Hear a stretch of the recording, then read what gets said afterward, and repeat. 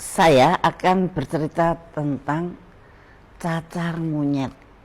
Nah, sebelum saya mulai, tolong di like dan kemudian di share supaya lebih banyak orang tahu. Dan kalau Anda sempat, tolong di komen atau you bisa nanya di dalam komentar itu. Oke, apa itu yang namanya cacar monyet? Cacar monyet adalah penyakit sistemik, jadi penyakit yang benar-benar, tapi ekspresinya pada kulit. Kelainannya hampir seperti penyakit cacar, tapi juga hampir cacar air dan cacar beneran. Jadi itu di tengah-tengah, melepuh-melepuh di kulit, jadi melenting-melenting gitu, kayak cacar air.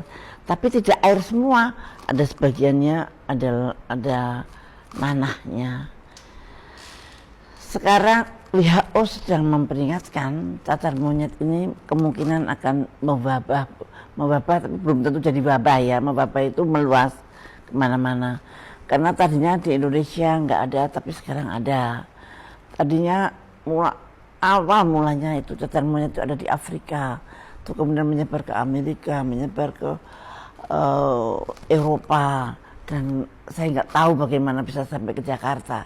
Tapi yang jelas di Jakarta sekarang sudah ditemukan penderita-penderita yang didiagnosa dengan cacar monyet.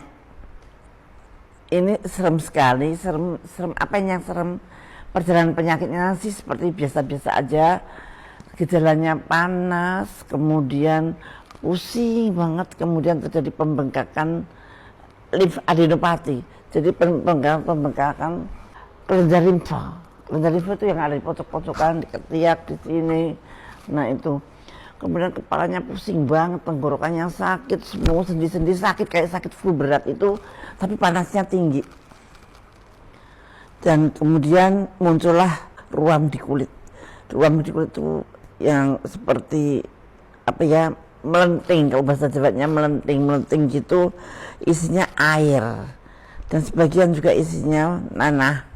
Yang biasanya terserang pertama kali di muka dulu, baru ke ekstremiti atau ke tangan maupun ke kaki. Nah, ini katanya ini menular dari binatang piaraan. Kalau misalkan Anda punya kucing, kucingnya nyakar Anda lah, dari luka di cakar itu Anda bisa kena. Nah, apakah itu bisa menular dari manusia ke manusia? Bisa. Terutama kalau Anda deket-deket dan terkena lendirnya. Nah, aduh Bu, kalau gitu bagaimana? Bagaimana itu Bu? Apa namanya, yang paling berat seperti apa? Angka kematiannya 1-3%, kecil. Tapi cukup berbahaya kalau Anda terkena. Kalau Anda mempunyai daya tahan tubuh yang rendah, maka bisa fatal sampai kematian. Tapi juga bisa membuat, kalau sampai matanya kena, nah itu bisa, atau korneanya kena, Anda bisa buta. Itu adalah komplikasi. Nah, bagaimana caranya kita menghindar? Menghindarnya gampang, Nak. Menghindarnya itu asal Anda berperilaku hidup bersih dan sehat. Cuci tangan. Jangan deket-deket dengan si penderita. Jangan deket-deket. Kalau orang penderita jangan dipegang-pegang. Kalau salah satu anggota keluarga Anda yang sakit cacar monyet, tolong diisolir di satu kamar, peralatan makanya disendirikan, jangan dicampur-campur. Dan yang penting setiap cairan yang keluar dari pustula itu cukup menular. Bisa juga menular dari ciuman. Ya ngapain sih orang sedang sakit cacar kok dicium gitu ya. Ya, ciuman dan juga hubungan seks itu bisa menularkan. Tapi mudah-mudahan kok yang sakit ya nggak usah macam-macam gitu.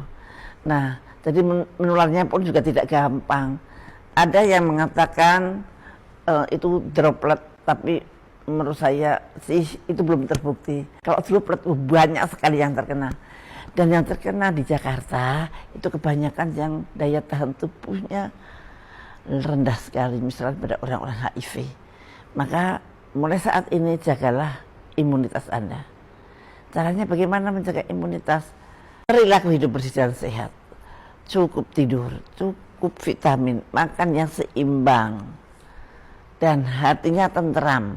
Nah, jagalah ketenteraman hati untuk kesehatan jasmani maupun rohani. Maka jangan gampang stres. WHO mengingatkan bahwa ini menjadi penyakit yang sangat menular. Karena sudah ada di mana-mana. Oke, mudah-mudahan Anda berhati-hati, berperilaku hidup bersih dan sehat, banyak makan vitamin, banyak makan buah-buahan, sayur-sayuran yang bersih.